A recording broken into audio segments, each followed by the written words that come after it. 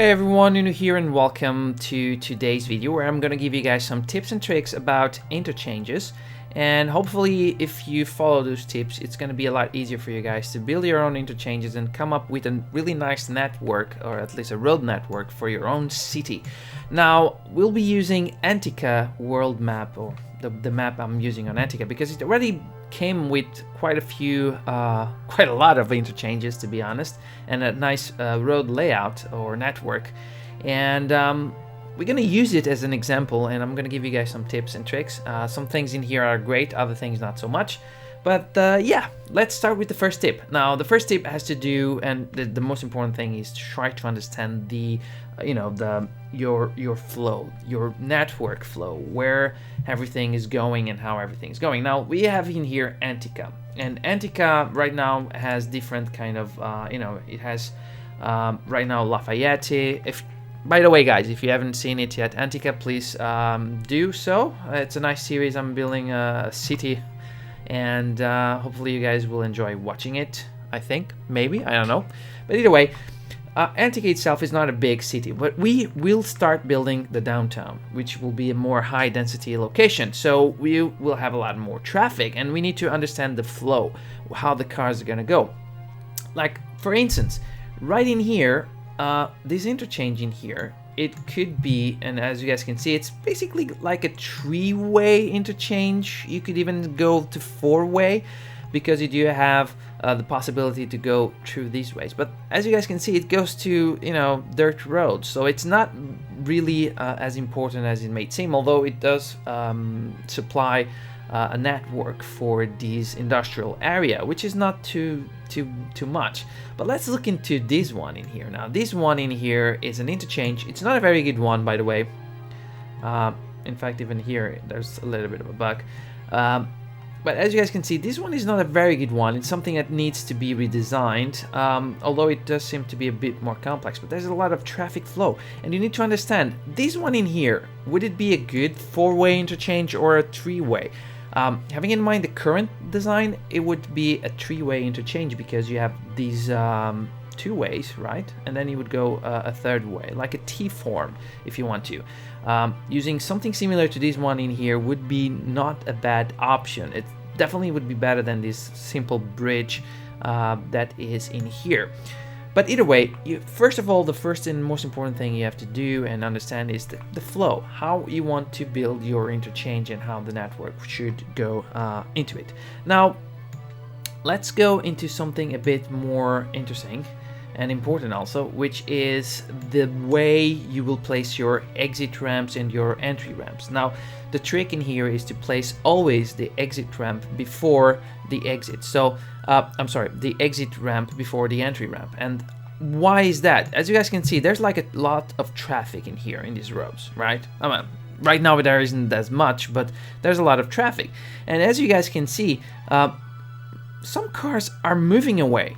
So this moment has a lot of traffic, cars get out, and during this process there aren't that many cars. I mean, there's a lot less cars, and then when you have the entry point, you will have a lot less cars to get into it. So it's a way to cut the amount of traffic in sort of way, because let's say that this is the entry point. There's way too many cars in here coming from this way, and then you have the entry point. The cars will stop. They will have to stay a lot of time in here waiting for their turn to get into the highway.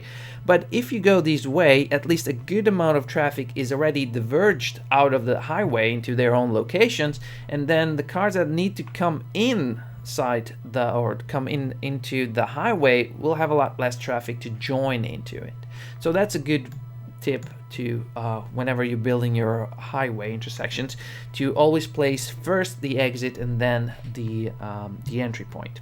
Now another thing, and this one in here doesn't have it done, but we can do it and show you guys what I mean, is right now you have 3 lanes in this highway, and then you have an exit one, but you still continue to have 3 lanes. Then this is not going to be a very good option, although it does seem to have a lot more traffic management in here. What I would do, and to make it a lot easier, would be to upgrade or downgrade in this case. After let me just turn on anarchy because it seems like it needs anarchy. And let's go down also. So after you have the exit ramp, 3 lanes, 1 exit ramp, then what you should do is make one of the lanes into the exit ramp, and then after that the lanes become 2-lane road. So what it means basically is that the exit lane will always be this one, and it will continue this way, and then the other 2 lanes will continue one way forward until it connects again with the entry lane, and then it continues, it becomes again a 3-lane. To do that, you can always use these mod, the TMPA mod, traffic president, and you can always use the lane, where is it? Okay, you can use the lane management and just say, okay, this one will always go this way. So cars in here will always go this way, and these cars, they cannot move to this part because they will follow their own specific lane. So what happens in here is that the 3 lanes are now divided in 1 specific lane for the exit and the other 2 to continue going on. And in here is the same thing. So when you come in, the first lane will be the entry point, and then the other 2 will go this way and this way.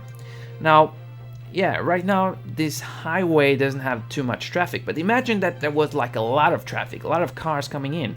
So whenever you come into the highway, you would already have your own lane. So these other cars would never cross, and you would have like a free roads or a free lane to just move forward without any issues. So that's something you should always have in mind when you're building your interchange.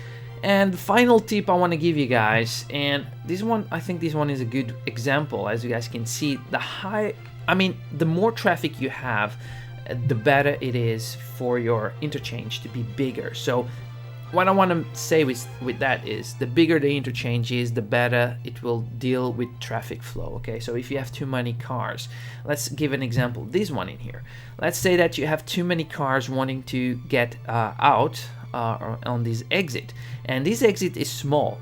You will start to have cars, and let's say that for some reason it is similar to this one in here, that you will have like a short exit, and then you have like a crossing. What's gonna happen is, because it's a short exit ramp and a short interchange, cars could start blocking the highway, and that's not going to be good. You're going to have like a huge traffic amount in here. So always have in mind to try to make nice flow, big curves, big ramps, because this way you have the cars have enough space, enough time to just drive and join the highway, or the other way around, to just leave the highway and join whatever road it needs to be joining. So yeah, either way guys, thank you very much for watching. I hope that these tips were useful for you guys. If so, please don't forget to subscribe to the channel. If not, if you have different ideas, different tips, don't be afraid, share with us, leave a comment, and yeah, I hope to see you guys soon with more tutorials or tips and tricks for City Skylines. And yeah, please don't forget also to follow the Antica series of building this beautiful city, and I hope to see you guys soon. Cheers.